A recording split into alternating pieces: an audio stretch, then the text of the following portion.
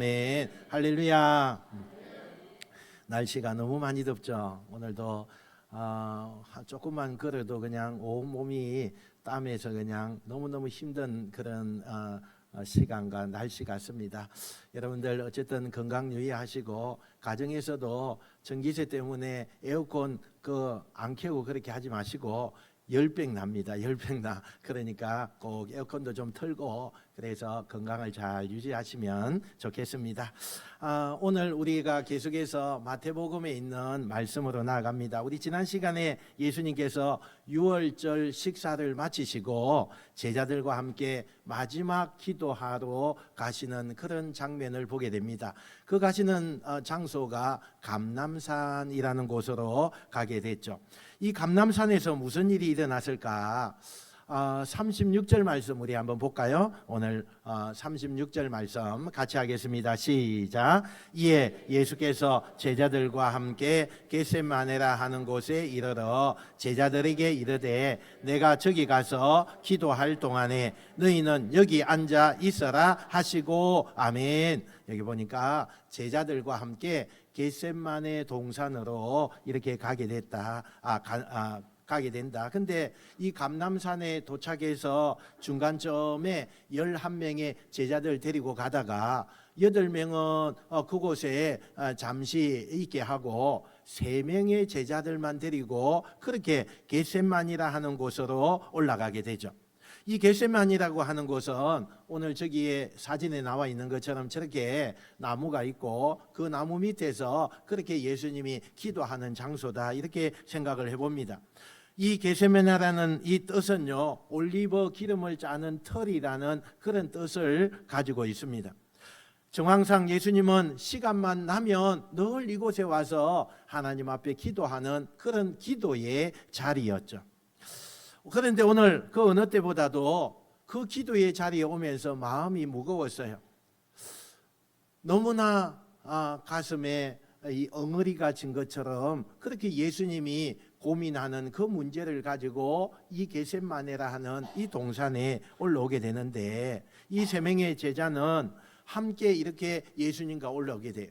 3명의 제자 이름은 베드로, 요한, 야고보 이들만 데리고 그 겟세마네 동산으로 올라가십니다. 그리고 솔직하게 세 제자에게 예수님은 그 자신이 고민하는 것을 드러내고 계십니다. 참나 너무나 힘들다. 내 마음이 어찌할 수 없을 만큼 너무 괴롭고 너무 고통스러우니 너희들이 같이 기도해 달라. 이렇게 그 예수님의 속마음을 그 세 제자에게 내어놓습니다. 그리고는 예수님이 산에 올라가셔서 그렇게 기도하기 시작합니다. 예수님께서 드렸던 기도는 그 3번의 기도를 드리는데 그 첫 번째 기도가 39절에 소개됩니다. 우리 39절 한번 같이 읽어보겠습니다. 시작. 내 아버지여 만일 할만하시거든 이 잔을 내게서 지나가게 하옵소서. 그러나 나의 원대로 마옵시고 아버지의 원대로 하옵소서 하시고 아멘. 기도하자마자 힘들었던 예수님의 그 마음을 그대로 쏟아내어 놓습니다. 저는 이 대목이 참 은혜가 되더라고요. 십자가의 고통과 그 괴로운 마음을 가지고 예수님께서 지금 그 모든 것을 감추고 기도할 수 있지만 지금 이 시간에 예수님은 그 마음을 감추지 않아요. 그리고는 정말 그 솔직함과 괴로움과 고통과 그 울분 이것을 있는 그대로 표현하시는 예수님, 정말 인간미가 흘러나온다고 우리가 생각해 볼 수가 있습니다. 지도자이기 때문에 나는 그렇지 않아. 그렇게도 할 수 있어요. 내가 엄마기 때문에, 내가 아버지이기 때문에 안 그런 거야. 그것이 아니라 자신의 감정과 아픔을 그대로 솔직하게 하나님 앞에 내어놓는 것을 우리가 보게 돼.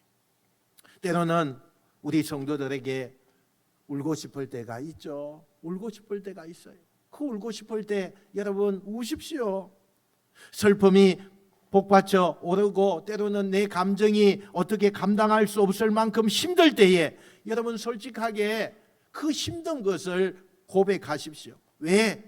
여러분이 그러한 것은 당연한 거예요. 그런데 오늘 예수님은요, 기도가 한 가지 다른 게 있어요. 자신의 괴로움을 솔직하게 고백하기는 하셨는데 조금 시간이 지나니까 뭐라고 기도하느냐?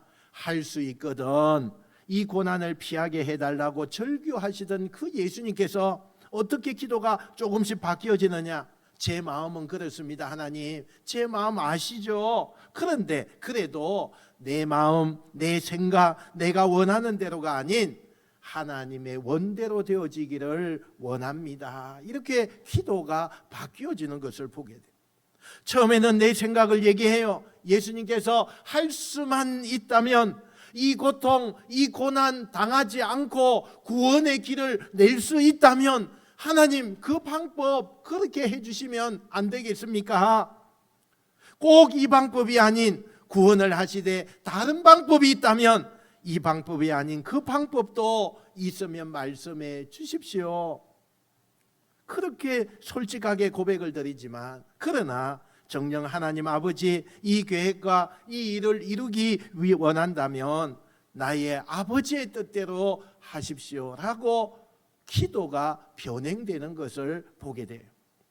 예수님의 기도는요, 흐름이 있습니다. 자신의 생각을 이야기하죠. 자신의 그 고통스러운 것을 하나님 앞에 솔직하게 이야기해요. 결국에는 그렇지만 하나님의 원대로 하기를 원합니다. 그러면서 하나님의 뜻에 순종하겠다고 말씀하고 있는 거예요. 지금 예수님은 엄청난 내면 속에 전쟁을 일으키고 있어요. 그런데 예수님께서 이렇게 엄청난 영적 전쟁을 치르는 동안에 힘이 되어줘야 될 이 세 명의 요 제자들은 뭘 하고 있을까? 예수님이 내가 정말 힘들다, 내가 감당하지 못할 만큼 내 심령이 너무너무 고통스럽고 괴로우니 함께 기도해 달라고 지금 부탁을 했는데 제자들은 무엇을 하고 있었습니까? 정말 예수님과 함께 정말 땀이 핏방울이 되도록 그렇게 기도하고 있었겠습니까? 아니지. 쿨쿨 차고 있는 거예요. 그래서 예수님께서 섭섭한 마음에 그들을 깨우면서 함께 기도해 달라고 하는데 어떻게 잘 수 있느냐? 시험에 들지 않기 위해 깨어 있어야 한다. 그러면서 그들에게 권면하시고 다시 조금 떨어진 곳에 가셔서 두 번째 기도를 하세요. 우리 42절 말씀 한번 읽어보겠습니다. 42절요. 자, 시작. 다시 두 번째 나아가 기도하여 이르시되 내 아버지여, 만일 내가 마시지 않고는 이 잔을 내게서 지나갈 수 없거든 아버지의 원대로 되기를 원하나이다 하시고 아멘. 두 번째 기도에서 예수님이 자기 인간적인 그 소원과 아버지의 뜻 사이에서 갈등을 하고 있는 것을 보게 돼요.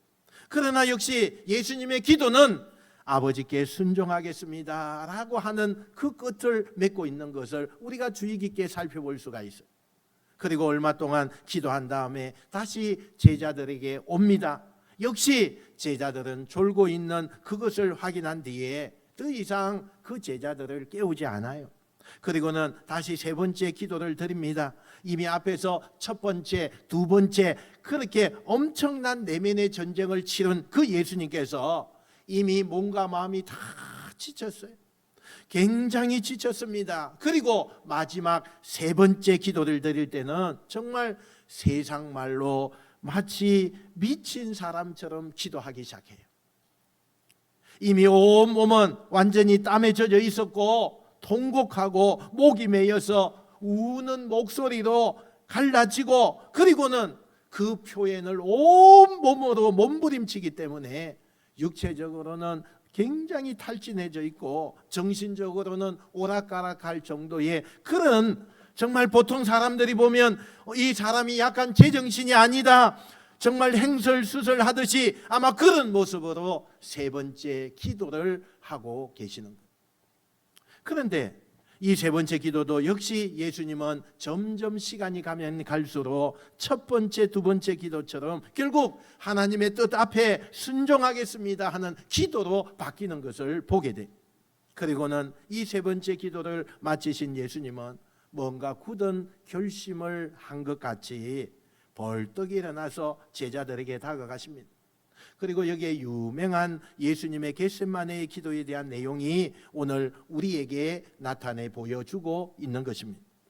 너무 익숙한 이 내용을 저는 잠시 이번 한 주간 계속 매일마다 묵상을 하게 되었습니다. 도대체 제가 설명한 이 처절하고 몸부림치는 예수님의 개인적으로는 가장 고통스러운 그 최악의 상황에서 그분이 드렸던 그 절규에 가까웠던 기도를 다시 묵상하면서 이 겟세마네 기도가 오늘 이 시대를 살아가는 우리에게 도대체 어떤 의미가 이루어질 수 있을까? 저는 이 말씀을 묵상하면서 제게 주시는 은혜가 나타나게 되었습니다. 여러분, 우리가 살다 보면요, 누구나 최악의 상황을 맞이할 때 많은 분들이 어떻게 합니까? 예수를 믿는 우리들의 경우에는 어떻게 합니까? 일단 우리는 세상 사람들과는 좀 다르죠. 그래서 어떤 최악의 그 일들이 나타났을 때 우리는 하나님 전에 나와서 기도하게 되죠. 간절하니까요. 너무나 간절하니까 그 문제를 두고 하나님 앞에 기도하게 되어집니다. 그리고 기도를 시작하기는 하는데 시간이 갈수록 우리의 기도는요, 굉장히 격렬해지는 것을 우리가 보게 돼요. 처음에는 차분하게 시작한 사람도 점점 그 강도나 그 의조가 격렬해지고, 처음부터 격렬하게 기도했던 사람은 점점 더 격렬하게 변해가는 모습을 우리가 보게 돼요. 그리고 우리는 마지막에 원망도 했다가 통곡도 했다가 극단적인 표현까지 서슴지 않아요. 하나님, 제 기도를 들어만 주신다면 무엇이든지 제가 하나님 앞에 바치겠습니다. 하나님, 제 기도에 응답만 해주신다면 하나님을 위해 뭐든지 제가 하나님이 원하시면 하겠습니다. 이 감정이 주체가 안 되는 거거든요. 여러분, 한국 교인들이 성경에 등장하는 기도자 가운데 제일 좋아하는 기도자가 누군지 아십니까? 제일 여러분 좋아하는 기도의 그 기도자가 누구예요? 한나예요. 한나의 기도예요. 한나가 성전에서 자기의 인생의 그 서러움과 그 고통을 다 동반하고 하나님 앞에 흐느껴 울면서 기도할 때, 아들을 달라고, 아들이 없는 것에 대해서 그냥 하나님 앞에 매달리면서 아들을 달라고 기도할 때 뭐라고 기도해요? 아들만 주시면 제가 그 아들 하나님 앞에 바치겠습니다. 이렇게 기도하잖아요. 우리 한국 분들이 유독 이 한나의 기도에 굉장히 많은 공감을 가지고 있어요. 왜 그런 줄 아십니까? 그게 딱 오늘날 내 모습이거든요. 오늘날 딱 내 모습이에요. 그래서 우리가 그렇게 기도한다는 거예요.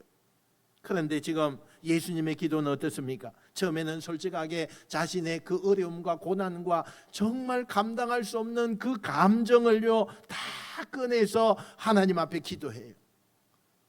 아주 격렬하게 하나님 앞에 그 문제를 구합니다. 그런데 문제는 시간이 가면 갈수록 내가 구하고 내가 주장하는 것은 줄어드는 반면에 아버지의 뜻에 순종할 테니 힘을 달라고 주님께서 하나님을 향하여 순종하는 기도를 드리는 것을 우리가 보게 되어집니다. 기도할수록 그 감정에 붙들려서 휩싸여서 내 주장, 내 소리, 내 이야기만 하는 우리의 기도와는 좀 다르게 예수님은 우리가 흔히 할 수 있는 가장 쉬운 이 기도를 드리지 않고 반대로 기도를 드릴 수 있었던 그 이유가 도대체 뭘까? 간단합니다. 여러분, 배가요, 바람이 앞에서 불면 배가 그 앞에 부는 바람을 향해서 헤쳐나가려고 하면 얼마나 배가요 힘든지 몰라요. 또 속력도 그렇게 잘 내지 못하는 것을 보게 돼요. 너무너무 고생을 많이 하게 되죠. 그러나 그 배가 바람을 덩지고서 그렇게 앞을 간다면 내가 조금만 노를 저어도요 그냥 순식간에 그 가는 길이 너무너무 쉬운 거예요. 마찬가지. 여러분, 저나 여러분의 인생에 있어서 모든 돌아가는 것은 결국에는 하나님의 뜻대로 세상이 흘러가게 되어 있는 거 아닙니까? 그렇다면 무작정 그 바람을 거스리는 내 주장, 내 소원을 고집하는 것보다 하나님께 초점을 맞추고 또 정말 내 주장, 내 소원을 다 거두고 그렇게 나가면 순탄할 뿐만 아니라 그곳에 하나님의 은혜의 부어주심이 우리에게 나타나는 것을 볼 수 있다는 거예요. 결국에는 성리하고 그 성공한 것을 예수님께서 그 기도를 통해서 나타나게 되는 거예요. 그래서 예수님은 순종하기 위한 기도를 계속하는 거예요. 이 순종의 기도를 보신 하나님께서 예수님의 기도에 어떻게 응답하셨을까? 같은 사건이 누가복음 22장 43절에 기록을 하고 있는데 우리 한번 같이 읽어봅시다. 누가복음 22장 43절 시작. 천사가 하늘로부터 예수께 나타나 힘을 더하더라. 아멘. 여러분, 그 기도가요, 그 마음이 빼앗기지 않게 하기 위해서 아버지께서 천사를 보내셔요. 그리고 예수님에게 힘을 주신다, 이렇게 이야기해요. 그리고는 예수님의 최악의 상황을 가장 최고의 방법으로 넘어서도록 그에게 역사하시는 것을 보게 돼요. 오늘 예수님은 이 겟세마네 기도를 통해서요, 이 시대 저와 여러분에게 메시지를 전하는 거예요. 네가 정녕 최악의 상황을 맞이했느냐? 네가 정녕 극복하기 힘들 만큼 그런 위기에 있느냐? 기도해라. 그런데 그 기도가 순종을 위한 기도여야 된다라고 말씀을 해요. 세상에 한풀이 하는 것보다 한나처럼 하나님 앞에 부르짖는 게 낫습니다. 하지만 우리가 이 한나의 기도에 머무는 사람이 되지 않고 한 단계 더 올라서는 그 기도가 예수님이 우리에게 가르쳐주신 이 기도를 하나님 앞에 드리라 말씀하고 있는 거예요. 하나님의 뜻에 나를 맞추게 되면, 내가 순종하게 되면 하나님께서 천사를 우리에게 보내서 그 뜻이 잘 이어갈 수 있게끔 우리에게 능력을 베푸시고 또 하나님의 순리대로 행한다는 이 사실을 믿고 나가는 여러분 되시길 축원합니다. 혹시 오늘 이 설교를 듣는 분들 가운데 인생의 최악의 위기와 최악의 상황을 만나신 분이 있습니까?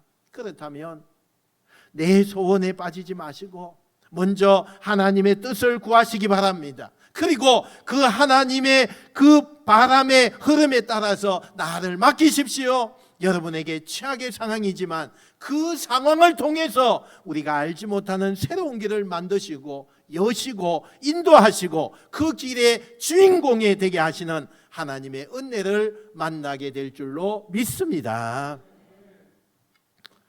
여러분이 이 겟세마네 기도는요, 3세판의 기도예요. 3세판의 기도를 순종으로 마무리하신 이 예수님께서 이제 잠자는 제자들을 깨웁니다. 일어나라, 이제 때가 되었으니 함께 가자.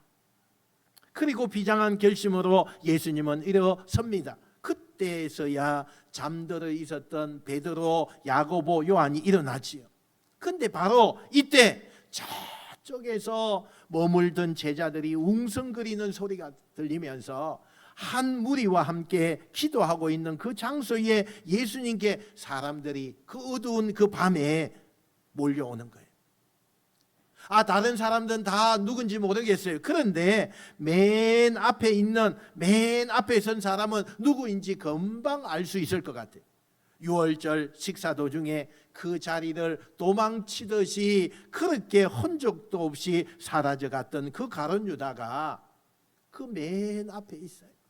그리고는 그 뒤에 칼과 몽둥이를 무장한 여러 사람들을 이끌고 예수님께 다가오고 있는 거예요.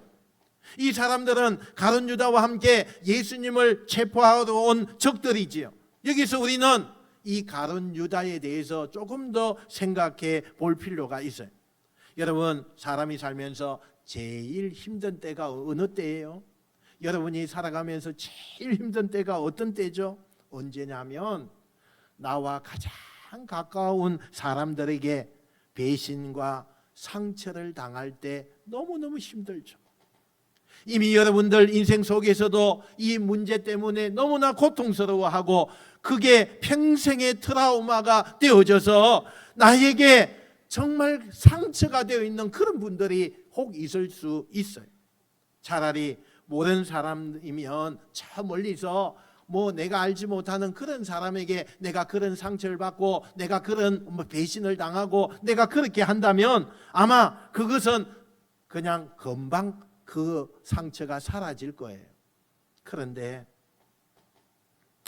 내가 너무나 믿었고 너무 가까운 사이고 내가 너무 사랑했고 둘도 없는 관계라고 생각하고 어떻게 네가 그럴 수 있어라고 하는 상대에게 당하는 아픔과 배신은 사람은 표현할 길이 없어요. 표현할 길이 없어요. 평생 동안 가슴에 엉어리로 남아있게 되죠. 지금 예수님이 이런 상황 아닙니까? 가룟 유다는 예수님께 사랑을 참 많이 받은 사람입니다. 어찌 보면 예수님이 굉장히 신뢰했던 사람 아닙니까? 그런 가까운 유능한 믿었던 그 사람에게 예수님이 처절하게 배신을 당했어요. 저는 여러분에게 아프지만 이렇게 말씀드리고 싶어요. 사람 너무 믿지 마세요. 내가 좋아했던 사람, 나와 가까이 있던 사람 너무 믿지 마세요. 여러분이 생각하는 것처럼 여러분의 주변의 사람들이 그렇게 믿을 만한 사람이 되지 않아요. 물론 사람들 의심하고 불신하라는 얘기는 아니에요. 우리는 이 사람들만큼은 완전하고 나에게 온전할 수 있을 거라고 그 착각 속에서 살면 나에게 상처가 크게 다가오게 돼요. 사실은 교회 공동체, 특히 현대 교회에 이 가룟 유다 같은 사람들이 얼마나 많은지 몰라요. 가룟 유다는 예수님을 3년 동안에 쫓아다니면서 누구보다도 열심히 했어요. 그리고 굉장히 똑똑하고 그리고 주도적인 사람이었어요. 인간적인 측면으로 볼 때는 훌륭한 사람이에요. 재능도 많아요. 그런데 이 사람의 약점이 있어요. 약점이. 그 약점이 뭔지 아세요? 거듭나지 않았어요. 거듭나지 않았다는 거예요. 여러분, 교회에 봉사를 많이 하고 열심히 한다고 그가 훌륭한 교인이거나 공동체의 주체가 되면 안 돼요. 거듭나지 않는 사람이 교회 일을 열심히 한다는 것은 가룟 유다와 같이 상처를 줄 수 있는 그 퍼센트가 너무나 많은 사람이에요. 열심히 하는 거 부러워하지 말고 주님 앞에 나의 인격이 거듭나는 신앙인이 되시기를 주님의 이름으로 축원드립니다. 여러분, 이 가룟 유다 예수님 앞에 나와서 언제 그랬냐는 듯이 미소를 띠면서 예수님 당시의 간섭대로 예수님의 볼에 키스를 하죠. 이건 유대인들이요 항상 존경하는 사람에게 행하는 그런 하나의 행동이기도 해요. 그래서 너무나 존경의 표시할 때 하는 이 표시를 가룟 유다는 배반의 표시로 지금 하고 있는 것입니다.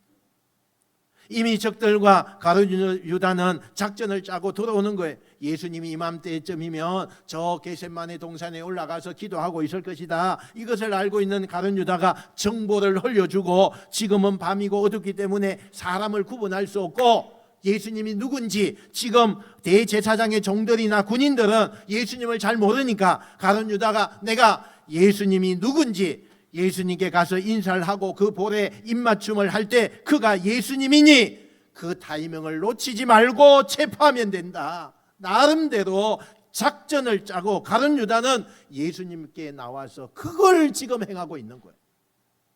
모든 것이 그들의 계획대로 작전대로 진행이 되고 뒤에 있는 적들은 예수님을 포기하려고 합니다. 체포하려고 합니다. 이때 갑자기 예수님이 체포된다는 데에 대한 불안감을 느낀 이 제자들이요 그들과 맞서 싸우면서 충돌이 일어나고 순식간에 기도의 자리는 아수라장이 되어지죠. 거친 몸싸움과 고성과 비명소리가 오가는 말 그대로 조금 전 기도하던 그 자리가 가장 추악한 자리가 되어버렸어요. 바로 이때 베드로가 자기 선생님 예수님을 지키기 위해서 칼을 꺼내서 그렇게 적들과 싸우다가 대제사장의 종 말고라고 하는 사람의 길을 다치게 합니다. 그리고 피가 철철 흐르는 이 상황에서 예수님께서 베드로를 책망하고 계시는 거예요. 지금 뭐 하는 짓이냐? 그리고 유명한 말씀을 하시죠. 칼을 쓰는 자 칼로 망하게 된다. 칼을 쓰는 자 칼로 망하게 된다. 그리고 예수님을 대신해서 베드로와 제자들이 당당하게 그들과 맞서 싸우는 것을 멈추게 하시고 예수님 스스로 그들에게 체포가 되어지는 것입니다. 여러분, 이 이야기 속에서 베드로가 자기 스승을 위해서 불의에 맞서서 자기 목숨을 내어 걸고 칼을 꺼내들고 예수님을 보호하고 정당방위한 이 모습을 우리는 충분히 이해하지 않습니까? 도리어 우리는 칭찬해야 되는 거 아닙니까? 자랑스러워해야 될 상황 아닙니까? 그런데 예수님이 분명히 베드로를 책망하셨어요. 자기를 위해서 생명을 바쳐 불의에 맞섰던 이 베드로를 왜 그 상황에서 예수님은 그 베드로에게 혼내셨을까? 두 가지 이유가 있어요. 첫 번째는 예수님이 적들에게 체포되는 것이 하나님의 뜻이었기 때문에 그래요. 사실 예수님은 마음만 먹으면 지금 예수님을 잡으러 온 이 군인들 한순간에 다 제어할 수 있어요. 그런데 그 힘과 그 권세가 예수님께 있음에도 불구하고 그 예수님 당신이 왜 힘없이 그들에게 잡으십니까? 하나님의 뜻이에요. 하나님의 뜻이기 때문이에요. 두 번째, 또 진리가 있죠. 그 최악의 상황, 정말 일촉즉발의 그 상황에서 예수님은 우리에게 절대로 감정에 휘둘려서는 안 된다라는 것을 가르쳐 주고 있는 거예요. 여러분, 우리가 감정의 동물인데 내가 기쁠 때, 내가 슬플 때, 때로는 이런 분노, 이런 감정을 절제하고 이 감정을 잘 주체하고 감정을 컨트롤할 수 있다면 인간에게 가장 아름다운 그런 사람이 될 거예요. 그런데 문제는 이 감정의 노예가 되는 거예요. 이 감정에 내가 휘둘릴 때, 이 감정이 나를 마음먹고 사용할 때, 내가 이 감정에 완전히 놀아날 때, 이때에 이 사람은 가장 추악한 사람이 되는 거예요. 결국 모든 사람들이 그 순간의 감정을 이기지 못해서 극황 상황까지 가게 되는 거 아닙니까? 그 감정을 견디지 못하는 것 때문에 수많은 아픔들이 존재하는 거 아닙니까? 지금 예수님은 최악의 상황에 맞닥뜨렸잖아요. 누구든지 그 감정에 충실할 수 있고 그 감정에 호소할 수 있는 그런 상황 아닙니까? 그런데 예수님은 끝까지 감정의 노예가 되지 않아요. 몸부림치시는 거예요. 몸부림치시는 거예요. 제자들 책망하시고 심지어 말고라고 하는 적을 예수님께서 치료해 주시잖아요. 예수님께서 저항하지 않고 순순히 체포가 되니까 제자들은 그 어중간한 상황에서 눈치 보다가 모두가 다 두려운 마음을 가지고 예수님을 놔두고 뿔뿔이 도망쳐 버렸어요. 이 두 번째 성경의 이야기를 통해서 예수님은 우리에게 이런 말씀을 하고 싶은 것 같아요. 너희들이 지금 최악의 상황을 만났느냐? 그럼 무엇으로 그 상황을 이겨낼 것이냐? 우리 한번 따라합시다. 감정의 노예가 되지 말아라. 한 번 더 하겠습니다. 감정의 노예가 되지 말아라. 이 말씀은 감정이 나를 마음껏 휘두르게 하지 말라는 거예요. 내가 그 감정을 컨트롤할 수 있어야지. 기쁨의 감정이나 슬픔의 감정이든 너무 기뻐서 선을 넘거나 너무 슬퍼서 선을 넘거나 이 양극단이 다 문제가 되지 않습니까? 우리의 삶에 가장 어려울 때에 이 감정의 노예가 되고 이 감정에 휘둘렸을 때 우리는 절망할 수밖에 없다. 그 말씀을 하고 계신 거예요. 운전하는 분들은 늘 느끼시죠? 자동차가 속도를 높이 내면 급하게 달려갈수록 우리의 시야는 좁아지는 거예요. 속도를 내다보면 주변이 안 보입니다. 오직 저 앞에 눈앞에 끝만 볼 수밖에 없어요. 주변을 살피지 못하니까 위험이 더 많아지는 거죠. 우리가 마치 질주하는 운전자처럼 최악의 상황을 만나다 보면 내가 힘들고 내가 어려운 것만 주목하게 돼요. 그것만 보게 돼요. 그래서 나의 미래도 나의 주변도 하나님도 안 보여. 지금 당장 내 앞에 보이는 가족이나 내 앞에 만나는 사람에게 내 감정을 분노로 쏟아내는 거죠. 그러면 여러분 답답함이 해결됩니까? 절대로 해결 안 돼요. 절대로 해결 안 돼요. 오히려 끝까지 내 곁에 남아있는 그 가족들, 내 곁에 있는 그 사람들의 감정을 아프게 하고 더 큰 상처를 주고 나도 그도 영원히 망가지는 것을 보게 돼요. 사랑하는 성도 여러분, 성공학을 연구한 전문가들이 이런 얘기를 합니다. 특별히 사람이 최악의 상황과 운명을 만날수록 주변을 배려하는 사람이 되라, 이런 이야기를 해요. 이미 예수님께서 겟세마네 기도를 통해서 우리에게 보여주신 거 아닙니까? 누군가 겟세마네처럼 인생의 가장 큰 어려움을 만나신 분이 있다면 예수님의 가르침을 마음에 담고 부활의 승리의 길로 걸어갈 수 있는 역전의 발판을 마련하는 아름다운 저와 여러분 되시기를 주님의 이름으로 축원드립니다. 축원드립니다. 기도하겠습니다. 하나님 아버지, 은혜와